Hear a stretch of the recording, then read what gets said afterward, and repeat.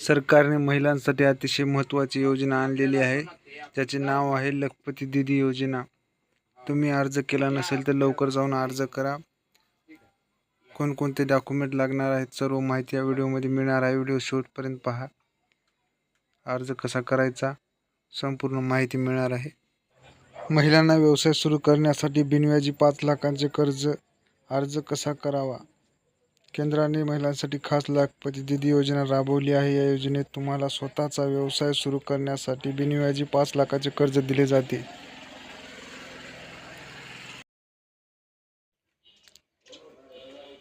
केंद्र सरकारने महिलांसाठी अनेक योजना राबवल्या आहेत. त्यातील अनेक योजना या महिलांसाठी आहेत.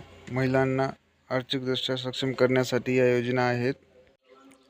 यामध्ये महिलांना स्वतःचा व्यवसाय सुरू करण्यासाठी प्रोत्साहन दिले जाते. केंद्र सरकारच्या लखपती दीदी योजनेत महिलांना कोणत्याही व्याजाशिवाय 5 लाखांचे कर्ज दिले जाते. लखपती दीदी योजनेत तुम्हाला 5 लाखांचे कर्ज दिले जाते. हे कर्ज फेडताच फक्त 5 लाख रुपये परत द्यावे आहेत. व्याजासाठी एकही रुपया द्यायची गरज नाही. फक्त महिलांसाठी ही योजना राबवली आहे. लखपती दीदी योजनेत आतापर्यंत लाखो महिलांना लाभ घेतला आहे. त्यांनी स्वतःचा व्यवसाय सुरू केला आहे. या व्यवसायातून त्यांनी इतरांनाही रोजगार उपलब्ध करून दिला आहे. लखपती दीदी योजनेत महिलांना आर्थिकदृष्ट्या सक्षम करण्यासाठी पैसे दिले जातात. लखपती दीदी योजना ही एक स्किल डेव्हलपमेंट ट्रेनिंग प्रोग्राम आहे. यामध्ये महिलांना स्किल ट्रेनिंग देऊन रोजगार निर्माण करण्यासाठी तयार करते. यामध्ये प्रोफेशनल ट्रेडर्सकडून ट्रेनिंग दिली जाते. व्हिडिओ खूप महत्त्वाचा आहे. व्हिडिओ शेवटपर्यंत पहा. चॅनलवर नवीन असाल चॅनल सबस्क्राईब करा. लखपती दीदी योजनेचे फायदे कोणकोणते आहेत बघा. लखपती दीदी योजनेत सर्वप्रथम आर्थिक मदत दिली जाते. याचसोबत महिलांना व्यवसाय सुरू करण्यासाठी प्रोत्साहन आणि मार्गदर्शन दिले जाते. व्यवसाय सुरू करण्यापासून ते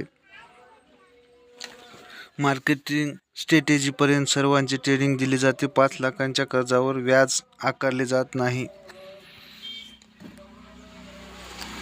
अर्ज कसं करायचा बघा. 18 ते 50 वयोगटातील महिला या योजनेचा लाभ घेऊ शकतात. यासाठी महिला भारतातील कोणत्याही राज्यातील महिला अर्ज करू शकतात. अर्ज करण्यासाठी तुम्ही बचत गटाचा सदस्य असाव्यात. यासाठी अर्ज सादर करताना अनेक कागदपत्रे अपलोड करावी लागतील. यासाठी तुम्हाला आधार कार्ड, पॅन कार्ड, उत्पन्नाचा दाखला, बँक पासबुक, मोबाईल नंबर देणे अनिवार्य आहे. आतापर्यंत तुम्ही अर्ज केला नसेल तर लवकर करून घ्या. अशाच नवनवीन माहितीसाठी चॅनलला सबस्क्राईब करा व व्हिडिओ कसा वाटला कमेंट करून नक्की सांगा. धन्यवाद.